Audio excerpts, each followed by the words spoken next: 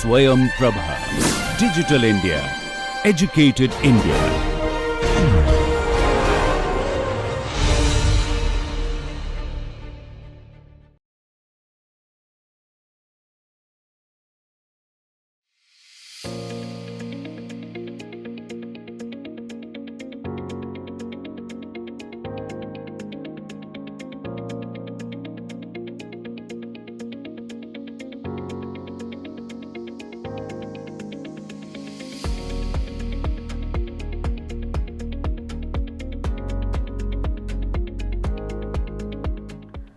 Welcome to the second part of the lecture on gender, race and the city. As I had discussed earlier in the previous lecture, today I will be covering the topic of race and how the racial disparities affect the urban experiences. The topics that I will touch upon are housing discrimination, then the price discrimination of real estate, the causes and the outcomes of racial discrimination, and the case study from Washington DC. Although the Fair Housing Act has considerably lessened the discrimination against the minority races, the same cannot be said when it comes to the racial segregation. Most of the racial backgrounds occupy neighborhoods that cater to the individual from their own race. As a result, there is a differential access to services as well as opportunities. The other way to know that discrimination is still prevalent is to examine the different housing rates for the minority versus the majority races. The minority races often have to sell out the extra since they are prevented from living in certain residential areas. During the Great Migration of the African Americans to the northern cities, that was in the 1950s, they had to pay much higher prices, or it was continued till 1970s. However, in the 1990s, the whites began to pay more since they did not want to live in the same neighborhood as the African Americans. The decrease in the housing price can also be attributed to the inferior quality of the neighborhood that the minorities opted for. The comparison of the data of the years 1989 and 2000 showed a greater discrimination that happened against the Hispanics than the African Americans, as stated by Ross and Turner. Even though open discrimination against the minority races have significantly reduced, they are still subjected to hostilities in the form of force that is used by the police. We all know that the Black Lives Matters movement has highlighted upon this issue. The traffic cops often ask the African Americans for greater number of stops than they do for the whites. This is a major form of discrimination as well as harassment. Even the rate of police shooting are much higher when it comes to the blacks. Discrimination in residences then are measured using the dissimilarity index or the isolation index.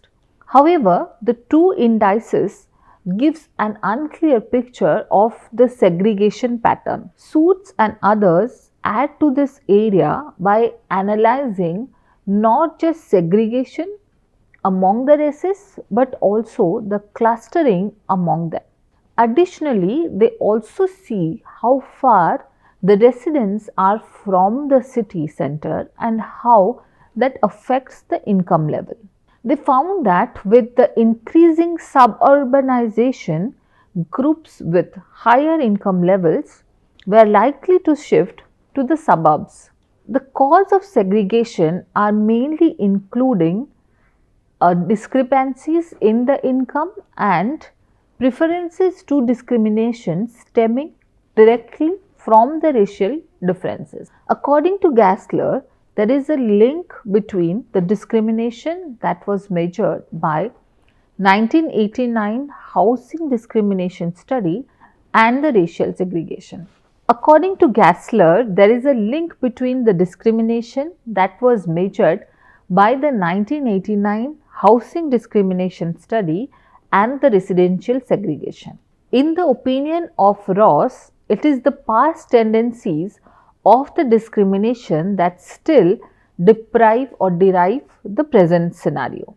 Other authors whereas state that it is the unwillingness of the whites to move into areas that are dominantly occupied by the blacks. There is a huge impact of racial segregation on the minorities. For example, studies have shown how the socio-economic progress of the African Americans get a setback because of segregation. According to scholars, the metropolitans that are more segregated are linked with the greater racial disparities in exposure to the neighborhood poverty, violence and local school performances. As a result of this segregation, job-seeking youth may have to shift to the neighborhoods with no job, as Kane states. Residential segregation have equally devastating effects on the Latino youth. The mechanism identified in most of the urban studies tend to point towards the differences in exposure to poverty, the residential educational levels or other factors that are consistent with the segregation, either increasing the negative spillovers or decreasing the positive spillovers across individuals who live near each other. Segregation can lessen the amount of capital acquired in minority households. It also can prevent the intermingling of all the races. The job opportunities and the wages are also determined by the segregation pattern. Such discrimination can also encourage the young blacks to look for new separate homes from their parents. Brandy Thompson Summers, in their book chapter, The Race, Authenticity and the Gentrified Aesthetics of Belonging in Washington, D.C., they write how the commercial areas of Washington, D.C. is a racially diverse neighborhood. As a result of this diversity, young white residents and the tourists are drawn to this area. Diversity and development are the buzzwords that allay fears about the displacement as well as inequalities. The authors then focus on the H Street, an area in the downtown that was earlier an exclusive marketplace for the blacks. However, now it has gained importance as a racially diverse area for various business interests. It has three districts. The first is urban living, the central retail and art and the entertainment district. The term diversity has maintained its veneer of concern for the social justice, but picked up new meanings associated with the hippies as it is used in the new context that have nothing to do with the inclusion, power sharing or social justice. Diversity then has now become commodified with the advent of lifestyle businesses that claim to better the lives of the minority in the area where they originate. The Whole Foods market chain is an example of one such business that opened up in the H Street. It basically sells organic food and claims to be responsible business model. The departmental store, however, is also known for its expensive products. Inside the shop, there are paper cuttings with phrases like Chocolate City, which according to the author is an example of the black aesthetic emplacement. It is a mode of representing blackness in the urban capitalistic simulacra which exposes how blackness acquires a value that is not necessarily extended to black people, and how social and political histories are causally decontextualized in the service of the capital. The phrase was later changed to confectioner's corner, where it faced a lot of controversy on the social media. At the Whole Foods market, authenticity is hyper-reality. At the Whole Foods market, authenticity is hyper-reality, one that does not reflect a prior social reality but a new one constructed from the models or the ideas about the real and the authentic. As Baudrillard puts it, the constant emphasis on the diversity is a phenomenon of the neoliberal age and is rewarding for the white people. Hipster economics is the trend of romanticizing or remodeling urban landscapes by seeing poverty through the lens of aesthetic, according to Kensior. Through the processes of gentrification, privileged white people often transform these urban spaces, resulting in a demarcation between who belongs and who does not belong. When more and more lifestyle shops began to open in the H Street, less number of shops that catered to the original deprived class remained. As a result, the original inhabitants began to leave the area. Thus, it is the process of gentrification that determines who will stay and who will not. There is an end of local public services and the transition to a new economy that privileges exclusive gentrified culture and consumption. 8th Street then operates as a space of consumption in the three different ways. The first is that store owners represent the interest of a cultural community that operates in the direct contrast with the long-time residents. The second are the retailers as well as developers and the investors who enter the consumption space in search of the economic opportunities. And finally, retailers who act as the social entrepreneurs as they establish the social spaces that invite the new residents and tourists while alienating the long-time residents and visitors. And this was propagated by Zukin.